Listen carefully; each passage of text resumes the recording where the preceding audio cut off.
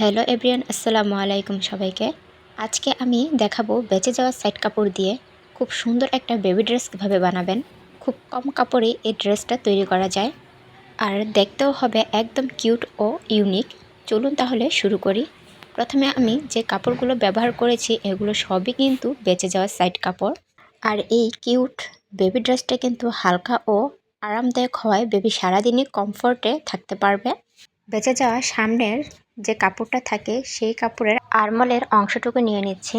আর কাপড়টি রয়েছে কিন্তু দুভাজে কাপড়টির মধ্যে আমি 3.5 ইঞ্চি কাপড় কেটে নিয়েছি।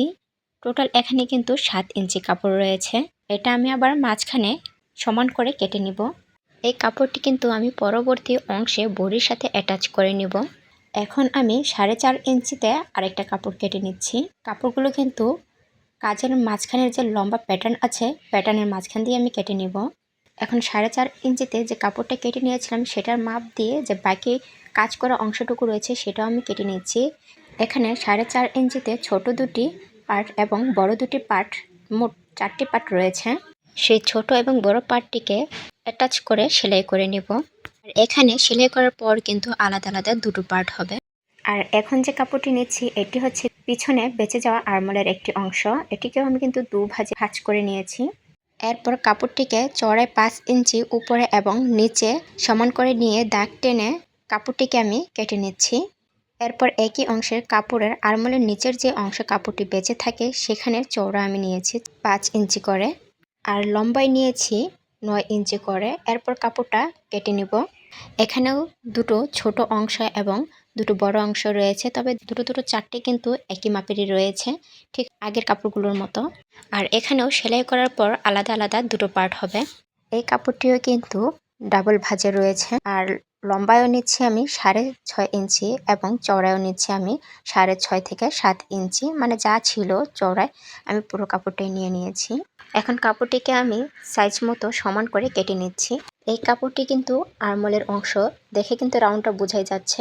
এখন আরমলের অংশের নিচের যে বাকি কাপড়টুকু ছিল সেখান থেকে আমি 6.5 ইঞ্চিতে মার্কিং করে নিলাম। তো আমি সমান করে কেটে নিয়েছি। একই সাইজের আমি টোটাল 6টি কাপড় কেটে নিয়েছি। আর এগুলো কিন্তু এভাবে কিন্তু অ্যাটাচ করে স্টিচ করে নিতে হবে।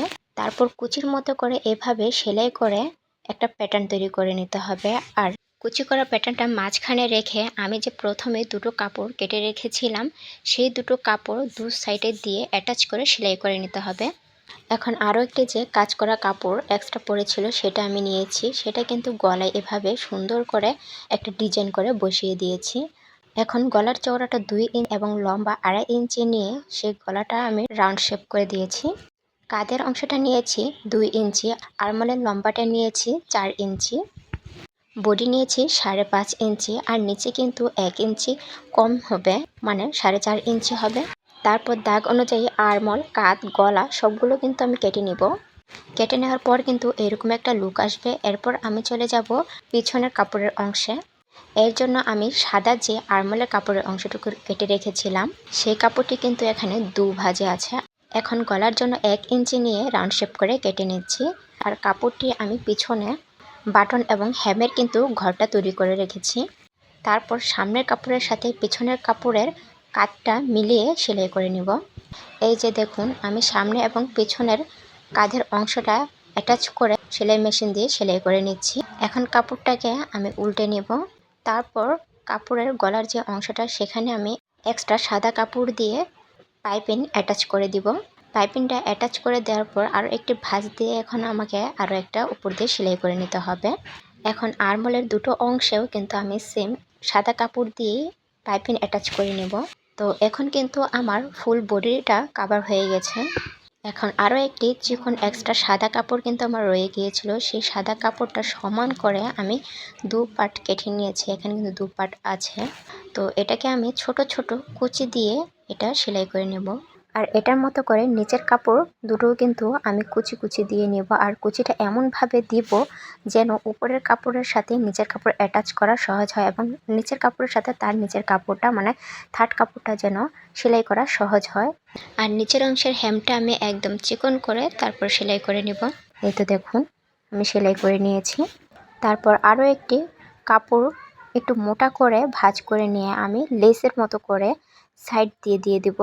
ঠিক এইভাবে কিন্তু আমি সামনে পিছনে আর দুই সাইডে দিয়ে দিব। তারপর বডির সাথে আমি নিচের যে কাপড়টা তৈরি করে রেখেছি কোমরের, সেই কাপড়টা আমি অ্যাটাচ করে দিব। আর অ্যাটাচ করার পর এখন আমি বডিটা সেলাই করে নিব।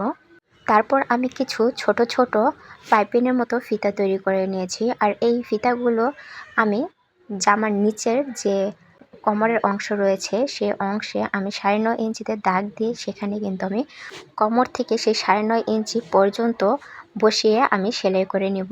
এভাবে কিন্তু বিপরীত পাশের কোমরও আমি সেমভাবে ফিতাগুলো লাগিয়ে নিব। তারপর লম্বা একটা দড়ি ফিতা বানিয়ে এখানে কিন্তু ফাঁকাগুলোর ভিতর দিয়ে আমি কিন্তু অ্যাটাচ করে নিয়েছি।